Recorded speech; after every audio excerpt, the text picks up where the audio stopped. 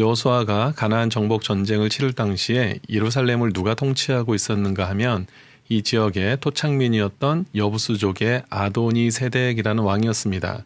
그런데 오늘 1절을 보니까 이 아도니 세덱 왕이 이스라엘이 여리고성에 이어서 아이성까지 무너뜨리며 승승장구하고 진격하고 있다는 소식을 듣게 되면서 매우 두려움에 떨고 있는 모습을 우리에게 소개하고 있습니다. 게다가 여기서 끝나는 것이 아니라 믿었던 이웃 기브온 민족이 자신들을 배신하고 먼저 이스라엘과 화친을 맺었다는 소식까지 듣게 되자 더욱더 큰 두려움에 빠지게 되고 또 배신감까지 느끼게 되었죠. 결국 자신의 입지가 위험해질 것이라는 것을 예감한 아도니 세덱 왕이 어떤 결정을 합니까? 인근 지역의 아모리 족속의 다른 왕들과 군사 동맹을 맺게 되고 그리고는 기브온을 응징하기로 결정하고 결국 진격하게 되죠. 이 진격을 받은 기브온 사람들이 지체 없이 여호수아에게 도움을 청하게 되면서 결국 이 전쟁은 누구의 싸움이 되는가? 바로 아모리 족속의 연합 군대와 이스라엘의 싸움이 되어버렸습니다. 비록 기브온을 향한 응징 차원의 전쟁으로 시작되었지만 결과적으로는 하나님의 나라, 하나님의 백성 이스라엘과의 전쟁이 되어버린 것입니다. 더 나아가서는 하나님을 대적하는 싸움으로 우리가 볼 수 있죠. 당연히 이 싸움의 결과는 어떻게 됐습니까? 하나님께서 함께 하시는 이스라엘의 대승으로 끝나게 됩니다. 우리는 이 전쟁의 내용 속에서 두 가지 중요한 교훈을 얻을 수가 있게 되는데요. 첫 번째는 위기의 순간이 찾아올 때 우리가 어떤 선택을 해야 하는가가 너무나 중요하다는 것입니다. 이스라엘의 여리고성과 아이성 전쟁의 승정보가 가나안 전역에 펴졌을 때 이 소식을 들은 많은 사람들이 두려움에 떨게 되었습니다. 너무나 당연하겠죠. 그런데 그 중에서 기브온 왕과 예루살렘 왕의 대처 방법에 굉장한 차이가 있다는 것을 우리는 눈여겨볼 필요가 있습니다.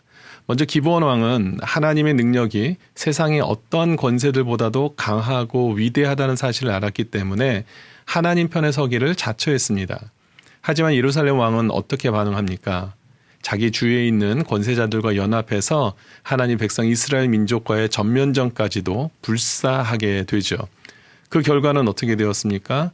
기브온은 생명을 유지할 수 있었지만 예루살렘 왕과 이에 동조한 아모리 이웃가들은 전멸하게 되었죠. 그렇습니다. 비록 기브온이 속임수로 이스라엘과 화친을 맺긴 하였지만 그들은 세상의 힘이 아닌 여호와 하나님의 능력을 의지하기를 원했고 또 하나님 편에 서기를 원했습니다.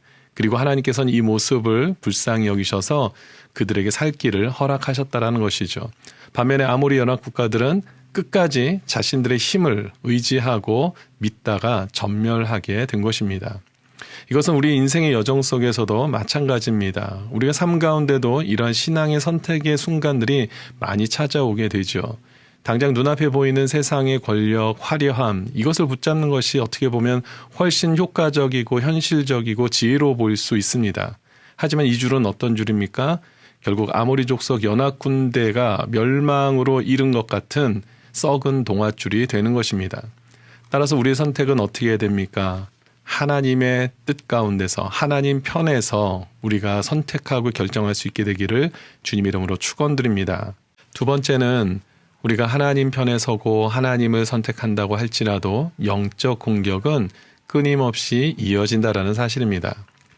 기브온이 자신들의 신분을 속이고 어떻게 해서든지 이스라엘과 화친을 맺게 되면서 하나님 편에 속하게 되죠. 하지만 이때 주위의 민족들의 반응이 어땠습니까? 앞서서 살펴본 것처럼 연합하여서 공격하게 되죠. 그냥 내버려두지 아니하고 한마음이 되어서 모두가 한마음이 되어서 기브온을 응징하기 위해 나서게 됩니다. 다시 말하면 기브온이 하나님 편에 서는 것을 그냥 보지 않는다라는 것입니다. 이러한 모습은 예수님 시대 때에도 마찬가지였습니다. 예수님 당시 예루살렘에는 유대인들을 이끄는 가장 대표적인 종교 지도자 그룹이 두 개 있었지요. 하나는 바리새인들이고 또 하나는 사두개인들이었습니다. 그런데 이 두 그룹은 잘 살펴보면 모든 면에서 하나가 될 수 없는 관계였습니다. 신학적으로, 신앙적으로 많은 부분들이 있어서 불일치하는 그런 견해들을 보였습니다. 그런데 신기하게도 예수 그리스도를 핍박하는 일에는 하나가 되어서 공격하는 것을 보게 됩니다. 이처럼 하나님 백성들을 공격하는 일에는 악한 권세들이 쉽게 하나가 되는 것을 보게 됩니다. 그리고 하나가 되어서 공격을 하게 되죠. 오늘날도 이런 일들이 우리 주위에 참 넘쳐나고 있습니다. 세상의 헛된 삶을 내려놓고 정말 온전히 하나님 편에 서서 하나님 말씀대로 살고자 할 때 사탄이 우리를 그냥 내버려 두지 않지요. 어떻게 해서든지 전력을 다하여 공격을 하는 것을 우리는 경험하게 됩니다. 하지만 정말 중요한 것은 뭐냐면 우리가 이런 상황에서 겁내지 말아야 한다는 것입니다. 왜냐하면 이런 모든 공격 속에서 하나님께서 마침내 지키시고 승리케 하시기 때문입니다. 오늘 본문의 내용만 해도 그렇습니다. 비록 아무리 연합 군대가 5개 민족이 합쳤다 할지라도 하나님께서 이들을 어떻게 하십니까? 이미 이 전쟁을 이겨놓으셨습니다. 그리고 그 이겨놓은 전쟁에 이스라엘을 보내신 것이죠. 그리고 승리케 하셨다라는 것입니다. 따라서 끝까지 우리의 믿음을 주님께 붙들어 놓을 때 우리의 힘과 능력이 아닌 하나님의 절대적인 주권 아래에서 우리 모두가 승리하게 되는 줄 믿습니다. 미국의 노예제도가 한창이던 시절 노예제도 폐지를 위해 많은 노력을 하던 크리스찬들이 있었습니다. 그 중에 한 사람이 러셀 로웰이라는 사람인데요.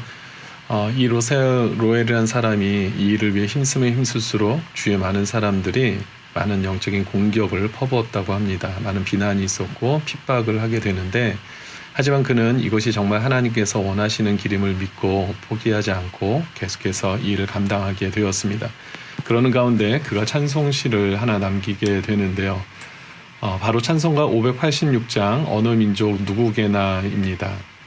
이 찬양의 가사가 오늘 제가 여러분과 나눈 말씀의 내용을 함축하고 있게 소개를 해드리는데요. 1절 가사를 보니까 어느 민족 누구게나 결단할 때가 있나니 참과 거짓 사올 때 어느 편에 설 건가. 주가 주신 새 목표가 우리 앞에 보이니 빛과 어둠 사이에서 선택하며 살리라. 그렇습니다. 여러분, 누가 신앙생활을 잘하는 사람일까요? 그것은 바로 하나님 기준에서 하나님 편에 서는 선택을 하는 사람입니다. 하나님 편에 서는 선택을 하는 사람이 신앙생활을 잘하는 사람이죠. 문제는 이렇게 하나님 보시기에 바른 선택을 하고 하나님 편에 서는 선택을 한다 할지라도 우리 가운데 평강의 대로만이 열리지 않는다라는 겁니다. 여기에 대한 답이 4절에 있는데요. 진리 따라 살아갈 때 어려움도 당하리. 우리 가는 그 앞길에 어둠 장막 덮쳐도 하나님이 함께 계셔 항상 지켜주시리. 할렐루야. 우리 안에 어려움이 있습니다. 하나님 편에 설 때도 영적 공격은 끊임없이 이어집니다. 하지만 마침내 반드시 하나님이 함께 계셔서 우리를 항상 지켜주시는 줄 믿습니다. 어려움은 있지만 성도는 어려움이 없기 때문에 이 참된 길을 가는 것이 아니라 주님이 함께 하시기 때문에 그 능력을 의지하여서 참된 길을 돌짝길이라 할지라도 가시밭길이라 할지라도 가는 것임을 믿습니다. 오늘 본문 8절에서 하나님께서는 여호수아에게 또 이스라엘 백성에게 그들을 내 손에 붙였다라고 말씀을 해주시죠. 비록 우리 눈에 보이는 영적인 장애물들이 크고 대단해 보인다 할지라도 주님이 함께 계시면 아무것도 아니게 되는 줄 믿습니다. 그 하나님을 함께 우리가 동행하며 모시는 자들 끝까지 하나님 편에서 승리하게 되는 줄 믿습니다. 그 승리의 은혜 속에서 축복 속에서 또 오늘 하루도 또 다음 한 주간도 승리하시는 우리 사랑하는 모든 성도님들 되시기를 주님 이름으로 축원드립니다. 아멘.